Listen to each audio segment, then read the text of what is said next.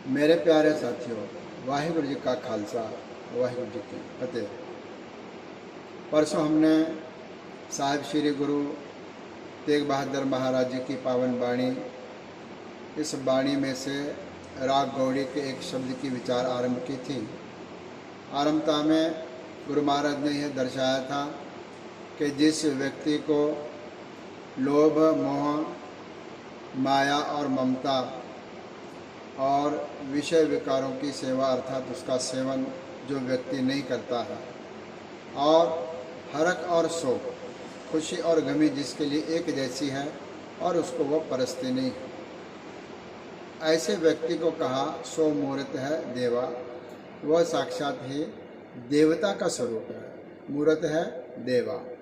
आगे आज इसी शब्द के अगले बंदों में गुरु महाराज जो हमें फरमान कर रहे हैं, आज हम उसका चिंतन करेंगे। आगे की पंक्तियां इस प्रकार है। सुरग नरक अमृत बेख ए सब, त्यों कंचन अर पैसा। जिस साधक के लिए, जिस गुरसिख के लिए जो धर्म के मार्ग पर चल रहा है, उस व्यक्ति के लिए जो अध्यात्म पर चल रहा है, उस व्यक्ति के लिए स्वर्ग और नरक यह दोनों भी बराबर है। उसके अंतरतम में, उसकी चेतना में यह दोनों बराबर है।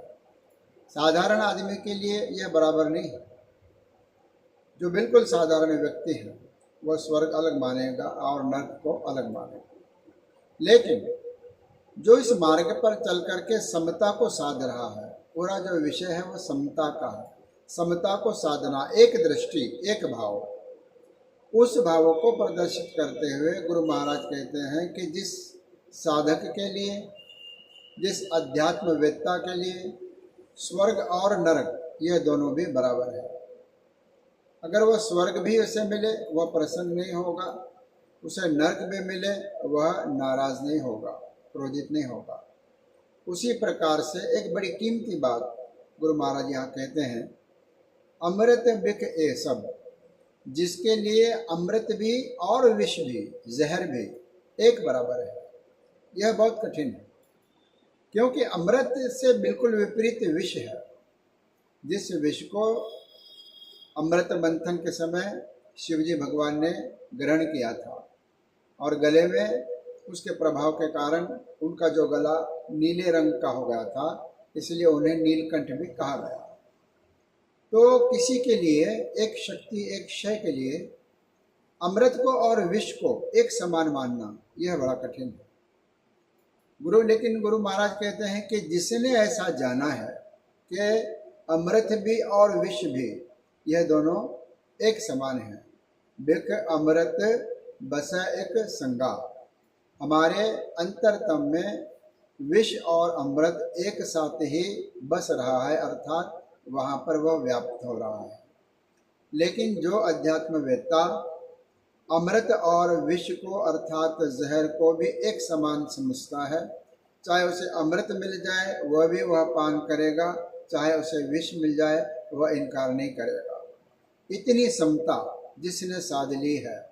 और फिर कहते हैं त्यों कंचन अरे पैसा। कंचन का अर्थ है सोना, पैसे का अर्थ है तांबा। पैसे का अर्थ यहाँ पर धन नहीं है, क्योंकि कंचन का विपरीत तांबा और पीतल है।